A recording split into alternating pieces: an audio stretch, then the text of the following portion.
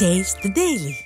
விழுப்புரம் மாவட்டம் விக்கிரவாண்டி அருகே மழையால் பாதிக்கப்பட்ட பொதுமக்களுக்கு அரசு சார்பில் 10,000 ரூபாய் நிவாரணம் வழங்க வேண்டும் எனவும், இல்லையெனில் விக்கிரவாண்டி சுங்கச்சாவடியை முற்றுகையிட்டு போராட்டம் நடத்தப்படும் எனவும் அப்பகுதி மக்கள் எச்சரிக்கை விடுத்துள்ளனர். வி சாத்தனூர் கிராமத்தில் பெஞ்சல் புயலால் பெய்த பெருமழை காரணமாக குடியிருப்புகளை தண்ணீர் சூழ்ந்ததால் அப்பகுதி மக்கள் கடும் சிரமமடைந்தனர். மேலும் வெள்ளத்தால் வீட்டில் இருந்த மின்சாதன பொருட்கள் மற்றும் அத்தியாவசிய பொருட்களை இழந்து மக்கள் சிரமப்பட்டு வருகின்றனர். இந்நிலையில் இப்பகுதியில் திறனற்ற திமுக அரசு வழங்கிய நிவாரண அரிசி தரமற்ற முறையில் இருப்பதாக குற்றம் சாட்டி அரிசியை மக்கள் குப்பையில் கொட்டும் அவல நிலை ஏற்பட்டுள்ளது. மேலும் திறனற்ற திமுக அரசு ஒரு குடும்பத்திற்கு 10,000 ரூபாய் நிவாரணம் வழங்க வேண்டும் எனவும், இல்லையெனில் விக்கிரவாண்டி சுங்கச்சாவடியை முற்றுகையிட்டு சாலை மறியல் செய்வோம் எனவும் அப்பகுதி மக்கள் எச்சரிக்கை விடுத்துள்ளனர். பசங்களை வச்சு ரொம்ப கஷ்டப்பட்டோம். ஒரு பால் பாக்கெட்டு கூட யாரும் எடுத்துன்னு வந்து தரல. இது வரைக்கும் யாரும் வந்து பார்க்கல. எங்கள் தெருவுள்ள யாருமே இறங்கவே இல்லை.